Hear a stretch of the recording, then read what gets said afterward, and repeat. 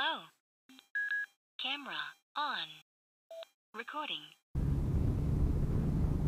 So, in the last video, I mentioned that I kind of got in a little bit over my head, and I didn't really get to why. Because of the way this dash camera is set up, I've got a camera in the front, and I mean, hell, you can see the wires right here. I've got a camera up front, the GPS thingy, and the button.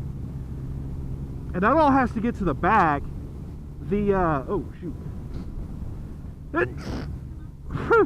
Sorry, I had to sneeze.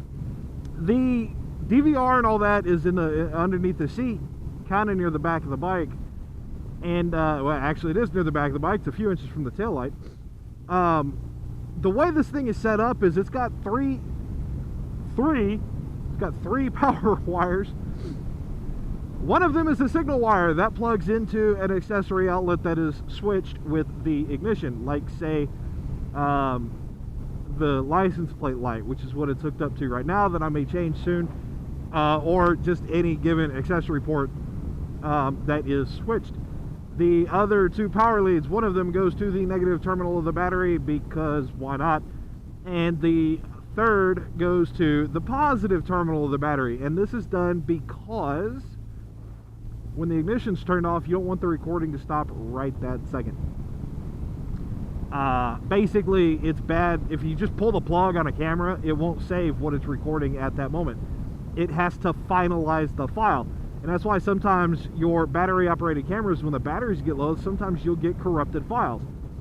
All they're missing is like a half a line of code that says this is the end. Without that little bitty line of code, then your video player doesn't know where the file ends, or doesn't know that it does end, and therefore can't play it. Just trust me on that one. Don't look too deep into that explanation if you know the reality behind the situation, because it is fucking complicated. And I don't really know how to explain it any better than that. So, you want it to shut down gracefully. It's a graceful shutdown. And to do that, you have a signal wire that tells the camera, okay, the ignition's off, you can power down now. And it is reading off the battery while it does that, okay? A lot of dash cameras that you'll find for cars actually have capacitors in them that have enough power to shut the camera down, so that they really only have two power wires. They read off USB or something, and when the ignition shuts off, the camera senses the change in voltage and saves the file, and then powers off, and then the capacitors are empty. So if you ever decide to get a dash camera, you want to look for one that has capacitors in it. Most of them do. The really cheap, shitty ones may not. The reason why this was an issue is because the wiring was an issue, because I had to take this panel off and this panel off, and to get this one off, you got to take that one off, and the glove box. There's like 8 panels on the left side of the bike alone. It took me 3 hours to do the tail. One side of the tail, okay? The tail of this bike basically has 2 panels, one on either side, and then a tiny little one across the top. The tiny little one's easy. The side panels, the first one took 2 hours because of the bullshit body clips that they used. The other side, when I had to do it, took about half an hour, and I knew what I was doing. That's how bad they are.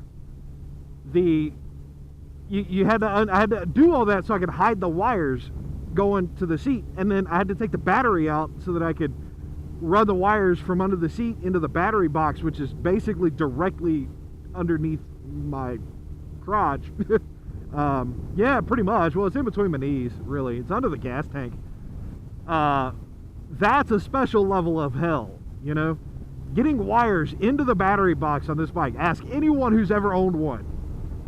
How would you route a wire into the battery? And they'll look at you and go, I never thought about that. And they're lucky if that's the answer. Because that means they didn't have to. And to compound all this, that I think it took about 12 to 13 hours total to install the cameras and get everything set up properly.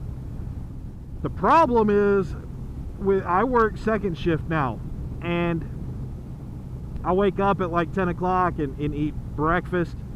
I'm good to go by like 11:30 or 12, depending on how long I lay in bed flipping through Facebook, just kind of waking up, you know. And I have to be ready. I have to start getting ready for work at 3 o'clock at the latest.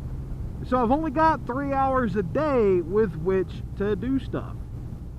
Now, if I have to, I can get up earlier, but you know, you don't really want to.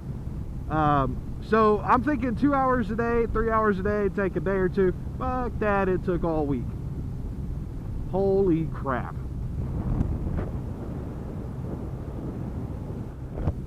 And I'm not kidding when I say that at one point I was like ready to give up, you know. If it hadn't been quite as expensive as it is, I may have just went, man, fuck it. But, you know, adversity, it's a good thing, right? Recording stopped. Goodbye.